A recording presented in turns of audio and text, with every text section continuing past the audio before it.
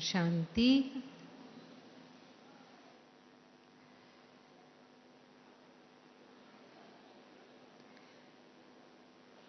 बाबा हम बच्चों को सर्वगुण संपन्न बनाते हैं और उन सभी गुणों में विशेष गुण या जिसे कहें सभी गुणों का राजा वो संतुष्टता है। संतुष्टता को बाबा ब्राह्मण जीवन की प्रॉपर्टी कहते हैं। ये बाबा का विशेष वर्षा है और उसकी प्राप्ति है प्रसन्नता। जो संतुष्ट होगा वो प्रसन्न जरूर होगा। संगम युग में संतुष्टता सर्व प्राप्ति के आधार पर है। भक्ति में तो आपने सुना क्या कहते हैं, गोधन गजधन बाजी धन और रतन धन खान। यानी संतोष का गुण जब आ जाता है तो उस धन के आगे और सब धन धूल के समान है, इतना ऊंचा और श्रेष्ठ है। लेकिन बाबा कहते हैं ब्राह्मण जीवन में संतुष्टता का आधार क्या है? जो पाना था वो पा लिया। यानी अप्राप्त नहीं कोई वस्तु ब्राह्मणों के जीवन में। सर्व प्राप्तियां हैं, क्योंकि जिस भगवान को पाने के लिए हम 2 कल्प 2 युग तक प्रयास करते रहे, वो स्वयं भाग्य विधाता ही अपना हो गया तो सारे भाग्य हमारे हो गए। भगवान में ही पूरा संसार और सब वैभव समाये हुए हैं। तो जब ये अनुभव हमें हो जाता है कि सर्व प्राप्तियां हमें हो गई, वो अविनाशी प्राप्तियां हैं, अब और कुछ पाना बाकी नहीं रहा। दुनिया की प्राप्तियां हद की प्राप्तियां हैं, विनाशी प्राप्तियां हैं। और यदि मन बुद्धि उसमें ही रहती है तो हम बहुत जल्दी असंतुष्ट हो जाते हैं। लेकिन जब बेहद की प्राप्ति में हमारी मन बुद्धि रहती है, जब वो हमारी स्मृति में रहती है, तो फिर हम संतुष्ट रहते हैं। जो प्राप्ति संपन्न होते हैं वो भरपूर होते हैं, और जब हम भरपूर होते हैं तो फिर हमारी आंख कहीं और नहीं जाती है। जैसे हम कहेंगे कि अगर हमने भरपेट भोजन किया है और मन पसंद भोजन किया है, और फिर उसके बाद आकर के कोई हमें कहे कि आप ये और खाओ, तो हम क्या कहेंगे? नहीं, पेट भरा हुआ है, भी जगह नहीं है, भरपूर है, तो संतुष्ट है। लेकिन अगर भूख है तो फिर हमें चाहिए। तो यहां भी बाबा ने हमें संतुष्टता का आधार दिया है। सर्व प्राप्ति संपन्न की अनुभूति कितनी है? अब भगवान ने तो सबको एक जैसा दिया है, किसी को 10 गुना दिया है या किसी को 50 गुना दिया है। हमारी दादियां हैं, हमारे वरिष्ठ हैं, उनको पूरा 100% बाबा ने दिया है, और हम अभी नए आए हैं, हमें कुछ साल ही हुए हैं ज्ञान में, तो बाबा ने हमें उनकी भेंट में 20% दिया है। ऐसा तो नहीं है, ऐसा है सभी को एक ही द्वारा, एक ही जैसा और एक ही समय पर सर्व प्राप्ति है। लेकिन बाबा कहता है कि उस प्राप्ति को यूज करना और उसे धारण करना, उसमें नंबर बन जाते हैं। क्योंकि धारणा का आधार हम स्वयं हैं। भगवान सिर्फ हमें स्मृति दिला देते हैं, देखो आप इतनी श्रेष्ठ आत्माएं हो, आप इतनी संपन्न आत्माएं हो। और जो अविनाशी खजाने हैं वो इस जन्म के नहीं, लेकिन जन्म जन्मांतर भी हमारे साथ चलने वाले हैं। 21 जन्म और उससे भी आगे बाबा कहता है सर्वभाग्य संपन्न हम आत्माएं रहने वाली हैं। सर्वभाग्य कौन से हैं? तन, मन, धन और संबंध। हाँ, सर्व प्राप्तियों में ये 4 भाग्य ही आते हैं।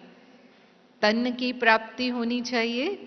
हाँ, तन की प्राप्ति में माना जाता है सुंदर और स्वस्थ तन हो।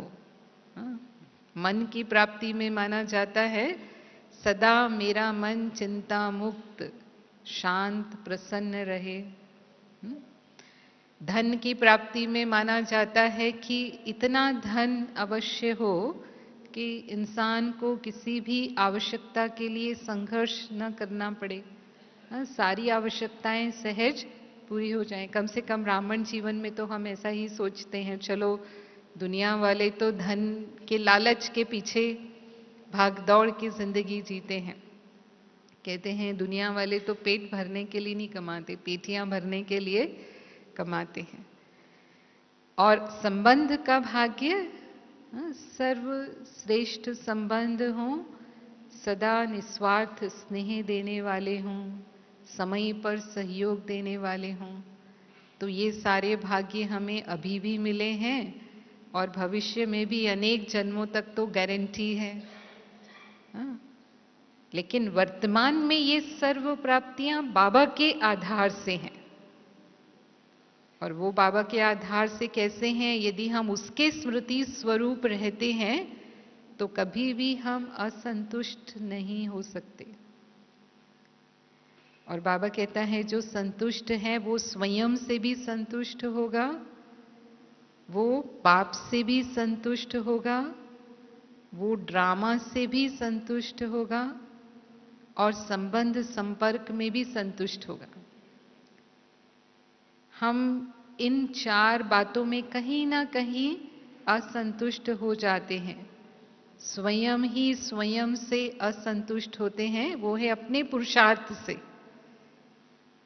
बाबा की श्रीमत प्रमाण में अपने संस्कार को नहीं परिवर्तन कर पा रही हूं तो हम स्वयं से असंतुष्ट हो जाते हैं। या बाबा ने ड्रामा में मेरा भाग्य ऐसा बनाया, बाप से असंतुष्ट, या ड्रामा में मेरा पार्ट ऐसा क्यों है, मैं ड्रामा से असंतुष्ट। अब पार्ट में तो कई बातें होती हैं। ऐसे ही संबंध संपर्क में आते हैं तो आत्माओं के स्वभाव संस्कार से असंतुष्ट। पर बाबा ने हमें ये सारे राज समझाए हैं और जो राजों को समझता है वो कभी नाराज नहीं होता। असंतुष्ट हम कब होते हैं? जब हमें ये ज्ञान के राज स्मृति में नहीं रहते। और जो संतुष्ट होता है उसकी निशानी है वो सदा ही निस्वार्थ होगा और निर्दोष होगा। जो निस्वार्थ है यानी जिसको बाबा कहता है इच्छा मात्रम अविद्या की स्थिति वाले हैं, जिन्हें हद की इच्छाएं नहीं हैं। हाँ, एक इच्छा शुभ इच्छा जरूर है और वो इच्छा है मैं बाप समान संपन्न और संपूर्ण बन जाऊं। हाँ, अगर वो चिंता लगती है तो बाबा उसकी छुट्टी देता है। हाँ, लेकिन जो संसार की हद की इच्छाएं जिन्हें हम कहते हैं उसमें निस्वार्थ और किसी पर भी दोष नहीं रखें। ना ड्रामा पर कि ड्रामा में मेरा पार्ट ऐसा क्यों बनाया, ना बाबा पर, ना बाबा से भी हम कई बार असंतुष्ट हो जाते हैं। बाबा मेरे साथ ऐसा क्यों होता है, या फिर अन्य आत्माओं से कि इसके स्वभाव संस्कार ऐसे क्यों हैं। तो जब हम प्रश्नचित्त हो जाते हैं यानी दूसरों को हम दोष देने लगते हैं तो फिर हम असंतुष्ट हो जाते हैं। तो जो भी प्राप्तियां हमें हुई हैं बाबा के द्वारा उन प्राप्तियों के स्मृति स्वरूप बनना, केवल स्मृति नहीं लेकिन उसके स्वरूप बनना, ये सारे हमारे जो असंतुष्टता के कारण हैं उनको वो समाप्त कर देता है। तो सबसे पहले तन की प्राप्ति है। बाबा कहता है कि भले ही हमारे तन संगम युग पर पुराने हैं, अन्य जन्मों में जो तन मिलेंगे वो तो सतयुग से नया तन होगा, वो निरोगी काया होगी, लेकिन वर्तमान समय का जो तन है वो सबकी निरोगी काया तो नहीं है, क्योंकि ये तो 5 तमो प्रधान तत्वों से बने हुए शरीर हैं और इसमें कहीं ना कोई बीमारी लगती रहती है। हम सभी बैठे हैं, मैं समझती हूँ कोई भी ऐसा नहीं होगा जो ये कहेगा कि मैं संपूर्ण स्वस्थ हूँ।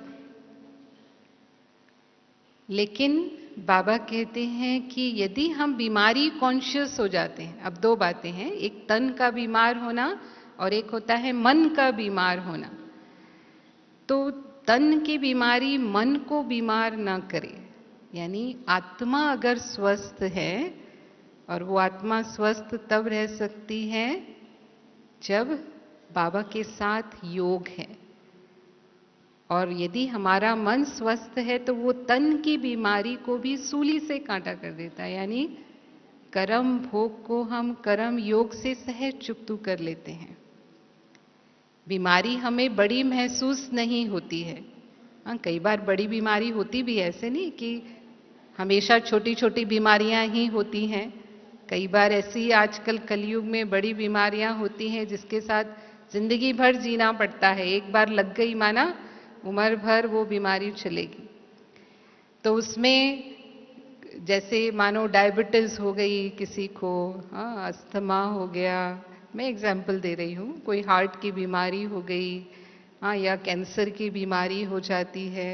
कई ऐसी बीमारियां हैं जो लग गई माना लग गई, लेकिन बीमारी हो गई, उसके साथ बीमारी कॉन्शियस नहीं होना कि मैं बीमार हूँ। अब हम कैसे पुरुषार्थ करेंगे, अब हम कैसे सेवा करेंगे, नहीं। बीमारी आई है, ये हिसाब किताब सारे इसी समय चुकतू होने हैं, ये विदाई लेने आई है। जो बाबा ने हमें उसका राज समझाया है कि सभी हिसाब किताब अभी ही खत्म करके फाइनल उनको विदाई देना है। तो साक्षी भाव से अपने तन का हिसाब किताब हम चुकतू करें, कर्म योगी बन करके हम उसको चुकतू करें। और फिर बाबा कहता है कलयुग में ये अलग अलग पैथियां निकली हैं, इतने सारे जो इलाज निकले हैं, वो क्यों निकले हैं? इसीलिए निकले हैं, बाबा कहते हैं ये कलयुग के सीजन का फल है कि अगर शरीर अस्वस्थ होता है तो उसके लिए अब आपको जो पैथी सूट करती है, अगर होम्योपैथिक सूट करती है, आयुर्वेद सूट करता है, एलोपैथिक सूट करती है, कितनी पैथीज हैं, जो पैथी सूट करती है वो दवाई खाओ, लेकिन दवाई भी मजबूरी से नहीं खाना है। ये मेरे को इतनी दवाई खानी पड़ रही है, तो अगर मजबूरी से खाएंगे तो दवाई उतना काम नहीं करेगी। लेकिन उस दवाई को कैसे खाना है? उस दवाई को भी फ्रूट समझ के खाना है। एक मुरली में बाबा ने कहा था ये भी कलयुग का फ्रूट है, शक्तिशाली फल है, और ये मैं शरीर को शक्ति देने के लिए खा रही हूँ बाबा की याद में। अगर उस तरह से उस दवाई को खाएंगे तो जल्दी ठीक हो जाएंगे। सूली से कांटा होने का मतलब क्या है कि अगर वो बीमारी 1 महीने में जाने वाली है तो आपकी बीमारी 15 दिन में चली जाएगी, या कम दवाई में जल्दी ठीक हो जाएंगे। तो इस तरह से हमें मन को स्वस्थ रखना है, आत्मा को बाबा की याद से स्वस्थ रखना है। बीमारी में भी सोल कॉन्शियस रहना है ना, बॉडी कॉन्शियस में, बीमारी कॉन्शियसनेस में नहीं आना है। ये विधि बाबा ने हमें बीमारी में भी प्रसन्न रहने की सिखाई है। और इसीलिए हम देखते हैं जो भी हमारे बड़े हैं, ये पेपर तो सभी के सामने आते हैं, तन का पेपर तो सभी के सामने आता है, लेकिन कभी भी बीमारी का प्रभाव मेरे चेहरे पर ना आए। राजयोगी माना सदा संतुष्ट, सदा प्रसन्न, सदा प्रसन्न चित्त वाले। फिर मन की बात, हम जब स्वयं के पुरुषार्थ से असंतुष्ट होते हैं, बाबा की याद में बैठे हैं, तो मन को सेट करना चाहते हैं, तो थोड़ी देर तो मन सेट हो जाता है जिस स्थिति में मन को ले जाना चाहते हैं योग में, लेकिन थोड़े समय के बाद फिर अपसेट हो जाते हैं। मन भी एक बच्चे की तरह है। जैसे बच्चे को आप कहीं बिठाएंगे तो थोड़ी देर तो बैठ जाएगा, लेकिन फिर वो हलचल ना करे, ऐसा हो नहीं सकता है। तो हमारा मन भी इसी तरह से करने लगता है। तो एकाग्रता का अभ्यास और दृढ़ता का अभ्यास, दृढ़ता पूर्वक एकाग्रता का अभ्यास यदि हम अपने मन को देते हैं, तो फिर स्वयं के पुरुषार्थ में हम जो स्थिति अनुभव करना चाहते हैं वो हम सहज कर सकते हैं। और मानव पुरुषार्थ में कोई स्वभाव संस्कार हमारे विघन रूप बनते भी हैं, तो हमें पता है संस्कार कड़े हैं, और बाबा ने भी हमें समय दिया है इसीलिए। क्यों संगम युग 100 साल का हम कहते हैं, तो बाबा ने हमें क्यों समय दिया है? क्योंकि बाबा को भी पता है कि हमें उन संस्कारों को पूरी तरह परिवर्तन करने में थोड़ा समय लगता है। तो इस बात को लेकर के एकदम असंतुष्ट न हो जाएं, मेरे तो संस्कार बदलते ही नहीं हैं। नहीं, आज नहीं तो कल बदल ही जाएंगे। मैं कल्प कल्प की विजयी आत्मा हूँ, नथिंग न्यू। कल्प पहले भी हमने बदला था, और आज भी हम बदल रहे हैं, बदल ही जाएंगे। बाप साथ है तो निश्चित विजय है ही है। कभी भी अपने अंदर जो विश्वास है, बाबा कहता है अपने आप में जो निश्चय है, उस निश्चय को कभी भी हमें कम नहीं होने देना है। तो स्वयं के पुरुषार्थ से संतुष्ट रहेंगे। कभी किसी परिस्थिति के कारण अमृत वेला ऊपर नीचे हो गया तो सारा दिन हम उस बात को लेकर पश्चाताप करते रहे, नहीं।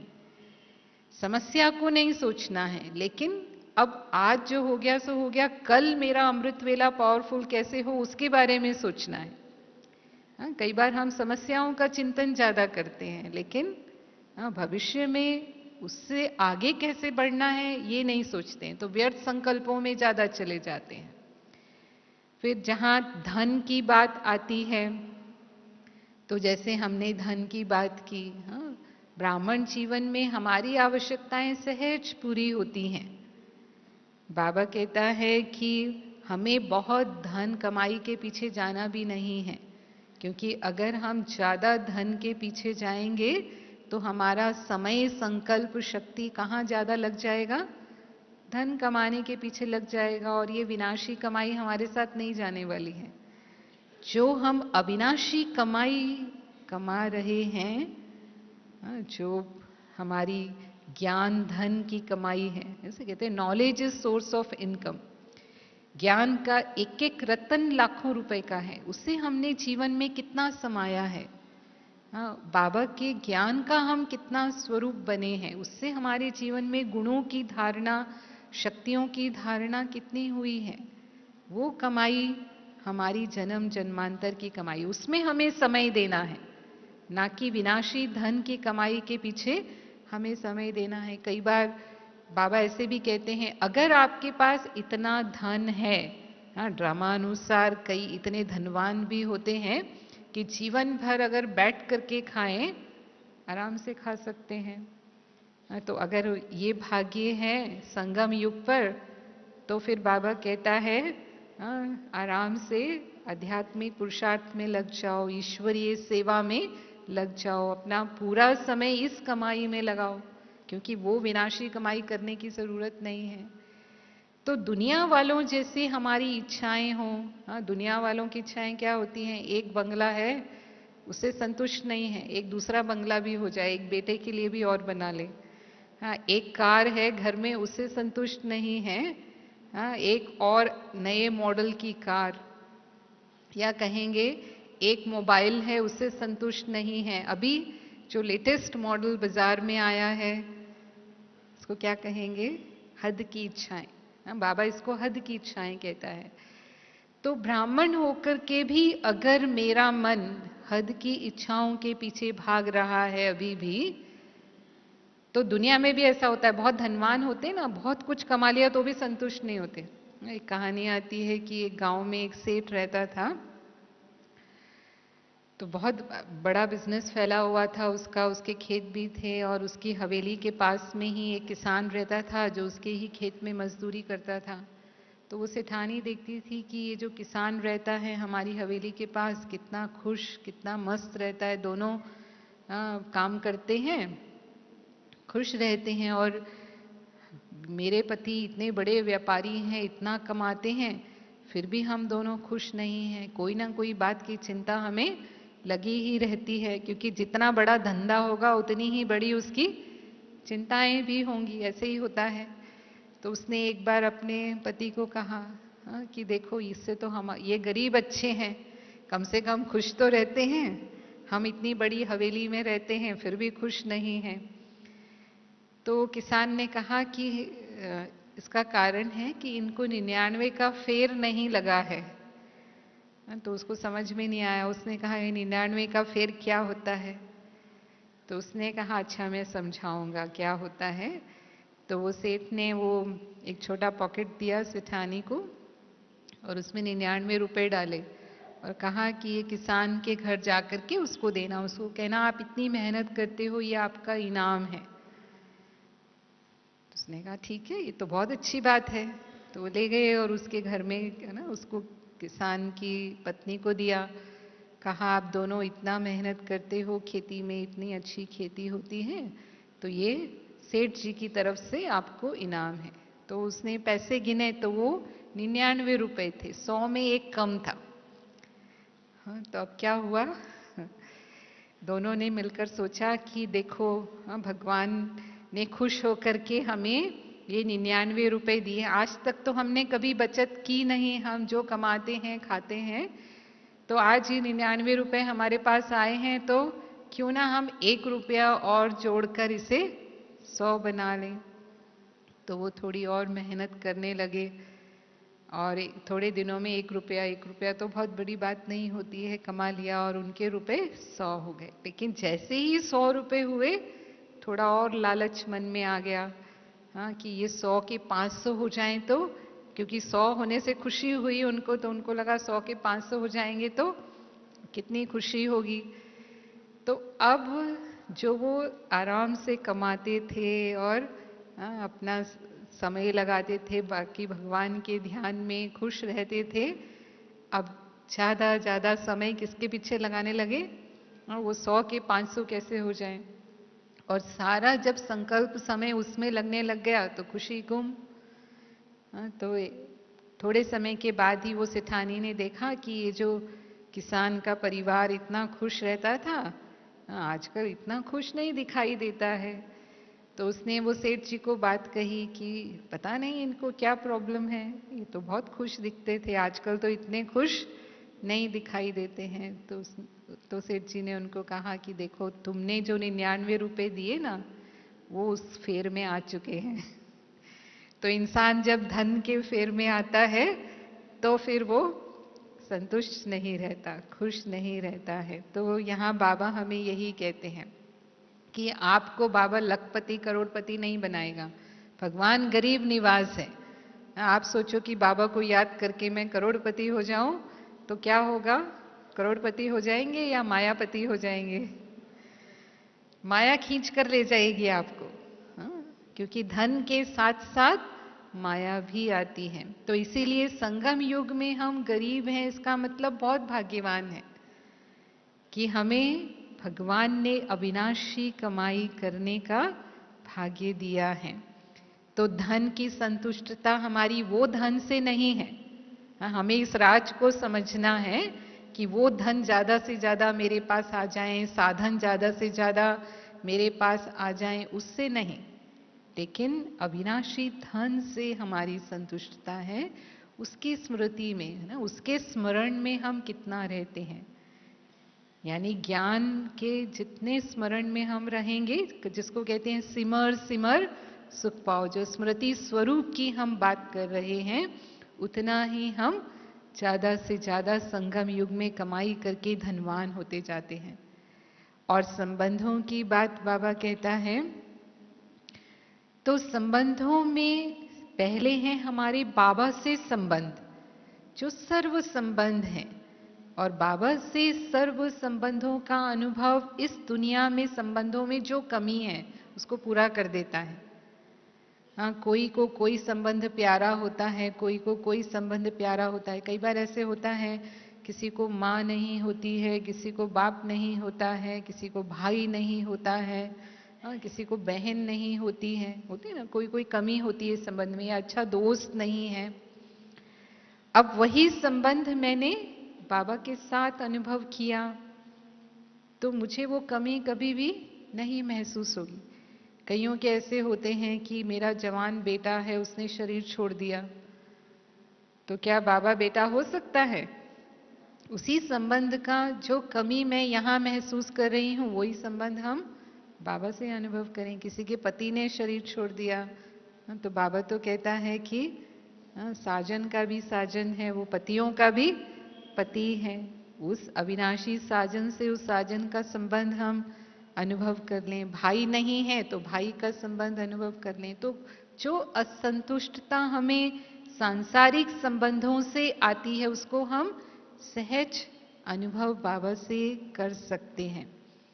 फिर संबंधों में जो हम असंतुष्ट होते हैं, उनके स्वभाव संस्कार से, हाँ, किसी को मैंने कोई बात समझा दी, इतनी बार समझा दी, लेकिन फिर भी वही गलती कर रहे हैं, हाँ, या इनके ये अवगुण देख करके जैसे मन में नफरत पैदा होती है, हाँ, ये ऐसा काम करते हैं। कई बार हम अज्ञानियों को तो बहुत आसानी से माफ कर देते हैं, क्योंकि उनकी हमें सेवा करनी होती है, तो उनके 35 अवगुण भी होंगे और एक ही गुण होगा तो भी वो हमें बुरे नहीं लगते हैं, हाँ। लेकिन अगर कोई ज्ञानी, उसके अंदर 35 गुण हैं और एक ही अवगुण है, तो भी मुझे क्या दिखाई देता है बार बार? वो एक अवगुण मुझे ज्यादा दिखाई देने लगता है। तो हम दूसरों के संस्कारों को जब देखने लगते हैं, तो बाबा कहता है उससे तो वो छोड़ने का पुरुषार्थ कर रही है आत्मा। वो आत्मा भी तो जानती है ना मेरी ये कमी है, तो वो खुद उसे छोड़ने का पुरुषार्थ कर रही है। और अगर मेरी नजर उस पर है तो मैं क्या कर रही हूं? उसको धारण कर रही हूं। गुण ग्राहक बनने की बजाय हम कौन से ग्राहक बन रहे हैं? अवगुण ग्राहक बन रहे हैं, ऐसे ही कहेंगे तो असंतुष्ट होंगे या नहीं होंगे? किसी का किचरा मैं अपने अंदर डाल रही हूं। लेकिन हमें ये समझना है कि मेरे भी कुछ संस्कार हैं। चलो वो वाला संस्कार मेरा नहीं है, पर मेरा कोई दूसरा संस्कार होगा। तो जब मैं अपने संस्कारों को दूर करने का पुरुषार्थ कर रही हूं और मुझे भी अपने संस्कारों को चेंज करने में टाइम लगता है, तो उस आत्मा को भी टाइम लग रहा है। तो हम उसे ज्ञान की नजर से समझें। और जब हम इस दृष्टि से संबंध संपर्क में आएंगे, तो किसी भी आत्मा की कमियों से हम असंतुष्ट नहीं होंगे। और फिर बाबा कहता है हम बाबा के बच्चे रहम दिल हैं। जैसे बाबा प्रेम का सागर है, हम बच्चे कौन हैं? मास्टर प्रेम के सागर हैं। तो अगर हम रहम दिल हैं और कोई आत्मा के तमोगुणी संस्कारों के वश है, वो माया के वश है, कई बार होता है, बाबा कहता है कई बार महारथी भी, जिनको आप महारथी समझते हो, कभी कभी वो भी ऐसे संस्कारों के वश हो जाते हैं। तो भी मेरा कर्तव्य क्या है? उस समय उस आत्मा को सहयोग देना, ना कि उसके प्रभाव में आ जाना। और प्रेम के सागर है, माना ऐसे समय पर भी उस आत्मा के प्रति मेरा प्रेम कम नहीं होना चाहिए। जैसे भगवान का प्रेम हम कितनी गलतियां करते रहते हैं, हमारे से कम हो जाता है। इसीलिए हम भगवान को कहते हैं, प्रभु जी मेरे अवगुण चित्त ना धरो। तो भगवान से तो हम ये अपेक्षा रखते हैं कि मेरे एक भी अवगुण को अपने चित्त पर नहीं धरो। तो हम भी तो मास्टर भगवान बनाया है ना, बाबा ने अपने ही समान बनाया है। तो फिर दूसरों के अवगुण को भी मुझे चित्त पर नहीं धरना है। तो प्यार का लोटा नहीं बनना है। एक मुरली में बाबा ने कहा, प्रेम की सागर की बजाय क्या बन जाते हैं? प्रेम का लोटा बन जाते हैं। तो लोटा तो जल्दी पानी खत्म हो जाता है। तो ये अपने आप को स्मृति दिलानी है कि जब हम ऐसे संबंधों में आते हैं तब मेरा कर्तव्य क्या है। ज्ञानी तो आत्मा होने के नाते मुझे अपने कर्तव्य का पालन करना है, बाबा का सहयोगी बनना है। ऐसे कहते हैं ना, तेरे कांटों से भी प्यार, तेरे फूलों से भी प्यार। हाँ, तो जो फूल हैं माना गुणवान है, उनसे तो नेचुरल प्यार होता है ना।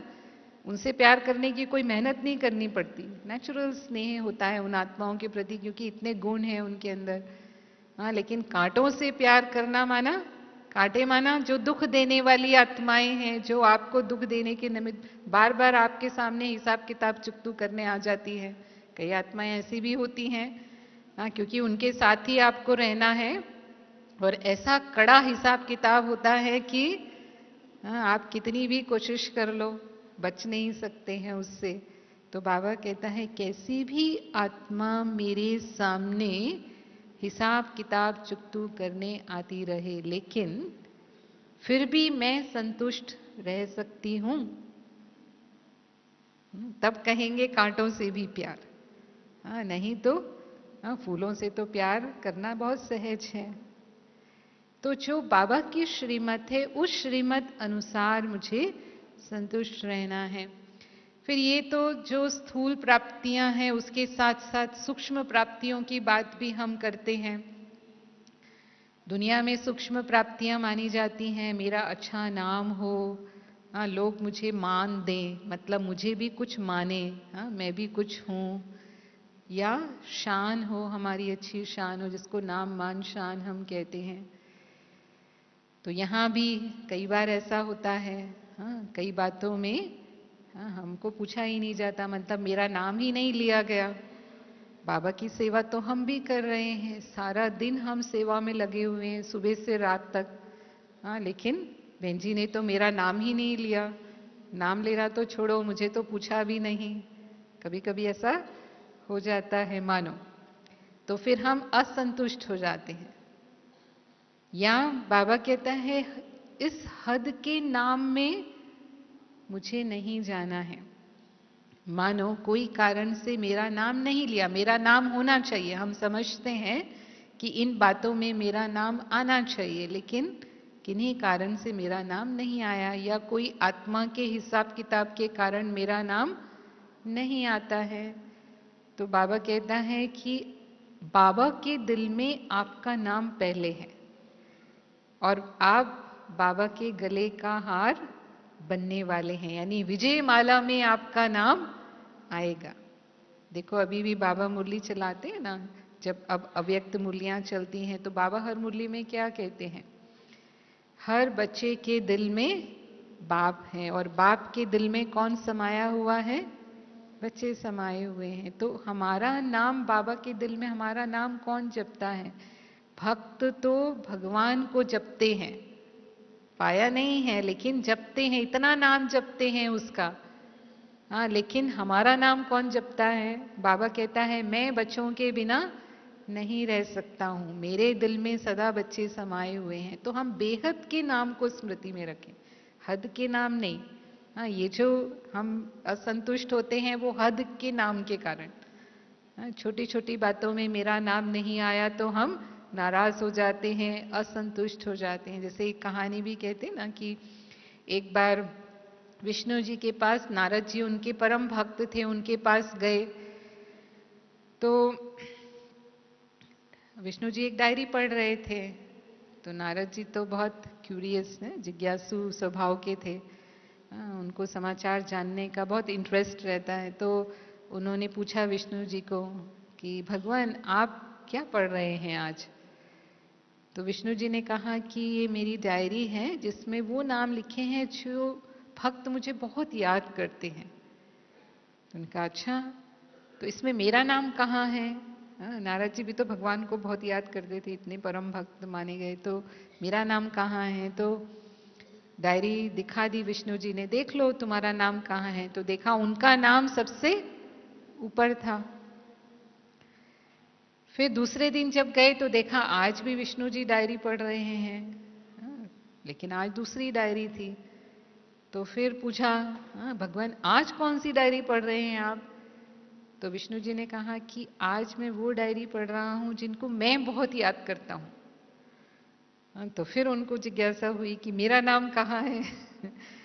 तो उन्होंने डायरी पकड़ी हाथ में, तो देखा कि हनुमान जी का नाम उसमें सबसे ऊपर था और नारद जी का नाम सबसे नीचे था। तो किसको भगवान याद करते हैं? ये राज। किसको भगवान याद करते हैं? जो सदा हर समय हर परिस्थिति में बाबा से ड्रामा से संतुष्ट रहते हैं, वो सदा बाबा के दिल में समाये हुए हैं। तो हमें स्वयं भगवान याद करते हैं, ये कितना खुशी और नशे की बात है। हम ये भूल जाते हैं। फिर जब मान की बात आती है तो बाबा कहता है कि आज तक भी आप अपना मान देख रहे हो, आपके जड़ चित्रों के कितने मान से पूजा होती है। आज मंदिरों में मूर्तियों को कितना सम्मान दिया जाता है, कितना विधि पूर्वक उनकी स्थापना भी की जाती है, विधि पूर्वक पूजा भी की जाती है। तो इसका मतलब अगर जड़ चित्रों को इतना मान है तो जो चैतन्य में रहे होंगे उनको कितना सम्मान रहा होगा। चैतन्य में रहा है तभी तो वो मान मिला है। तो इस समय स्वयं भगवान ने हमें इतना ऊंचा स्वमान दिया है, अपने से भी आगे रखा है बाबा ने। ऐसे ही कहते हैं, डबल पूज्य बनाया है। बाबा की निराकार रूप में ही पूजा होती है, बच्चों को तो साकार में निराकार दोनों रूप में पूजा होती है। और स्वमान क्या क्या है? अगर आपसे पूछें तो आप अच्छी तरह बता सकते हो कितने स्वमान बाबा ने हमें दिए हैं। उन्हें स्मृति में रख कर के जो स्वमान में रहता है, बाबा ने कहा उसे स्वयं मान प्राप्त होता है, उसे मांगने से मान प्राप्त नहीं होता है ना। दो तरीके हैं, एक तो स्वमान में रहना है और दूसरा सम्मान देना है। सम्मान देने से मिलता है, मांगने से नहीं मिलता। और स्वमान में रहने से स्वतः मान मिलता है। तो स्वमान कितने ऊंचे ऊंचे हैं। हम वही कल्प पहले वाले भगवान के चुने हुए पद्मा पदम भाग्यवान आत्माएं हैं। हमारे जैसा पदम गुना भाग्य किसी का नहीं। और बाबा कहता है आप आत्माएं ऐसी हो जो हर कदम में पद्मों की कमाई जमा करने वाले हैं। पद्मा पदम पति हैं, रिचेस्ट इन द वर्ल्ड है। पद्मा पदम पति कहने का मतलब क्या है? Richest in the world. जैसे शुरू में कहा ओम मंडली is the richest in the world.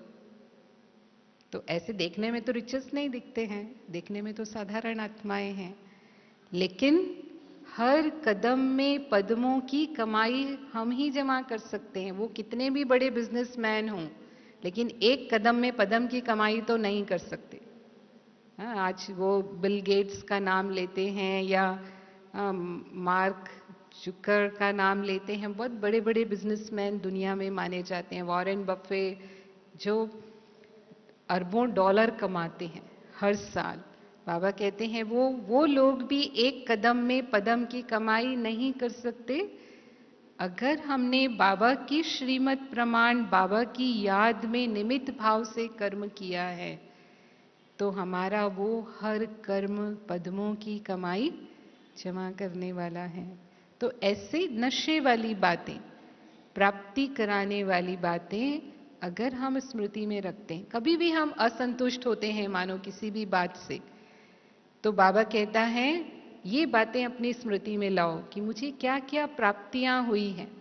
अब प्राप्ति की बात स्मृति में नहीं लानी है, लेकिन बाबा ने कितनी बेहद की प्राप्तियां कराई हैं, उन स्वमान को स्मृति में लाओ। या जैसे हम मुरली पढ़ते हैं, कोई बाबा की ऐसी मुरली उठाकर पढ़ो या कोई ऐसी क्लास सुनो, तो विस्मृति से स्मृति में आ जाएंगे। और जैसे ही स्मृति में आएंगे असंतुष्टता समाप्त हो जाएगी। हाँ, क्योंकि वो ज्ञान का राज समझ में आते ही नाराजगी पूरी तरह से खत्म। नाराज होना माना असंतुष्ट होना, ऐसे कहेंगे। और शान के लिए बाबा कहता है, इतनी ऊंची शान आप बच्चों की है कि भगवान ने आपको ताज और तख्त नशीन बना दिया। दुनिया में सबसे ऊंची शान ताज पहनना और तख्त पर बैठना ही माना जाता है। आप बाबा के बच्चे दिल तख्त नशीन हो, भगवान के दिल तख्त नशीन होना। लेकिन सिर्फ एक शर्त है उसके लिए, सच्चे दिल पर साहब राजी। हाँ, जो सच्चाई सफाई वाला है वो बाबा के दिल पर चढ़ जाता है, बाबा के दिल तख्त नशीन हो जाते हैं। और दूसरा, इस जन्म का ताज, सेवा का जो ताज है, वो जन्म जन्मांतर राजाई का ताज मिलने वाला है। इतनी बड़ी शान है बाबा के बच्चों की। तो इन बेहद की स्मृतियों में रहने से जो हद की अप्राप्ति के कारण असंतुष्टता होती है, वो सहज समाप्त हो जाती है। तो बाबा कहता है, ब्राह्मण जीवन की प्रॉपर्टी है संतुष्टता और पर्सनालिटी है प्रसन्नता। ब्राह्मण बनकर के अगर संतुष्ट नहीं रहे तो ब्राह्मण बनने का फायदा ही नहीं है।